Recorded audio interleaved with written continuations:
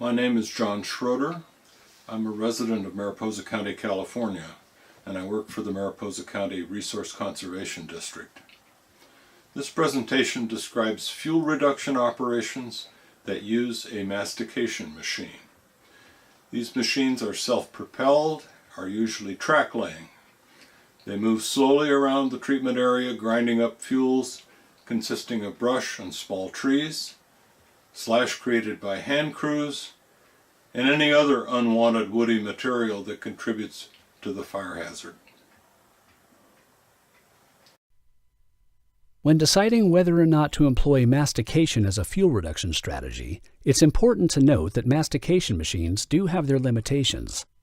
The first is the slope limitation.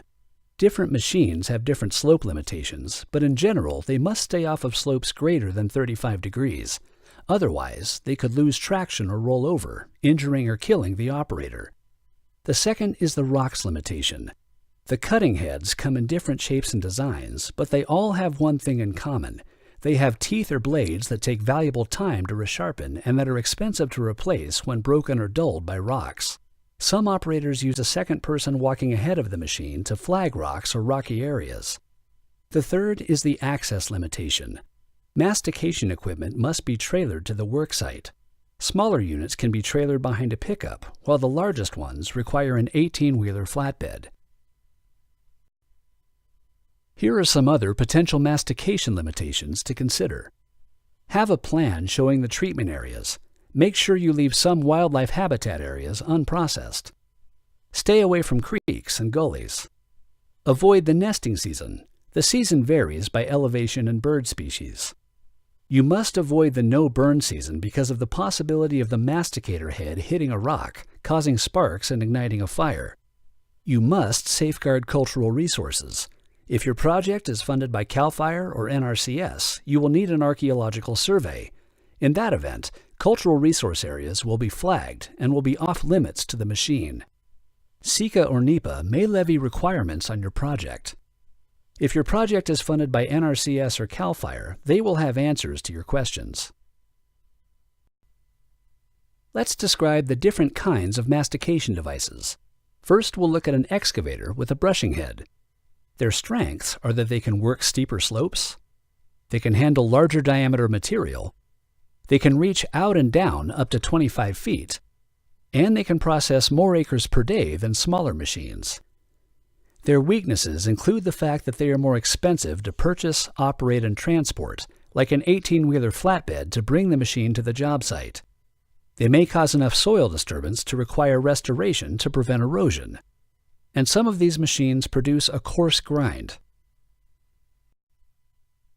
Next, we'll look at the vertical shaft Pancake option. Their strengths are that they are designed for production, and they have a long reach out and down. Their primary weakness is that they produce a coarser grind. The unit flings shards of wood out to the side, making second and third passes over the material difficult. Also, large shards mean hotter ground fires if one should occur post-treatment, which means more tree mortality. Next, we look at the Skidsteer option with the horizontal drum in front. Its strengths are that it's highly maneuverable, it's possible to produce a fine grind, and the unit is easily transported. Its weaknesses are that it has a short reach and a material size limit, which renders it less productive than some other options. This slide shows a summary of the different mastication machine characteristics.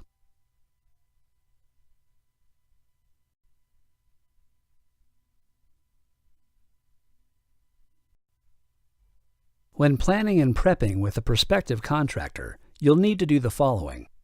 Specify the quality parameters, the maximum size of treated material, what to process, and what to leave. Choose, prioritize, and flag candidate treatment areas, staying out of riparian areas, leaving unprocessed areas for habitat, and leaving a few specimen plants of each species. Estimate the acreage for each. Walk the perimeters with your contractor using his or her GPS tracker. Flag or prescribe trees for removal by flagging or spraying them. Flag cultural resources. You might need an archaeological technician to help with this. Flag your parcel boundaries. Get a parcel map and compass, find your corners, and flag your lines. Decide on a work strategy, when to start, and with what equipment. Cost is a function of acres treatable per hour or per day that is determined by vegetation type and load, chosen equipment type, terrain and slope, and the amount of rocks or rocky terrain present. Cost ranges as of 2016 are as follows. Cost per acre is typically $700 to $1,800. Cost per hour is typically $200 to $245. The cost for equipment transportation can range from no charge to $115 per hour. When choosing a contractor, be sure to include the following steps. Write down your specifications. List everything you want that you can think of. Develop a short list of contractors. Consult the Yellow Pages and talk to your Resource Conservation District, the NRCS, and to CAL FIRE. The agencies listed above maintain lists of contractors, although they will not give recommendations. If you're able, visit and evaluate previous jobs done by each contractor to see what they've done elsewhere. Walk and map the proposed treatment areas with each contractor using a GPS tracker. The contractor will probably quote you a different per acre cost for each area, since they are apt to have different characteristics. Solicit a proposal from each of those contractors who are qualified and interested. Choose one and negotiate terms and conditions and sign an MOU. A typical set of terms and conditions should include the following. Work schedule. Agree on a start date, days to be worked, and an end date. Agreement on the scheduling and timing of both invoicing and payment. Agree on the cost per acre or per hour per treatment area. This is a list of areas with acreage and cost per acre or per hour. The equipment transportation cost. Specifications, for which you will want to be very specific with regard to the fineness of the grind, what to grind and what to leave, etc. Agreement on the measurement of acreage completed, how that will be done and by whom. When the work is complete, who will rewalk each area with the GPS tracker to determine the area actually processed. And finally, write it all down in an MOU. In closing, let me say that my personal experience with 2 different contractors has been excellent. The results of our mastication projects have held up well with very little regrowth. That lack of regrowth is mostly due to the application of herbicide to new sprouting growth during the fall season following the mastication process.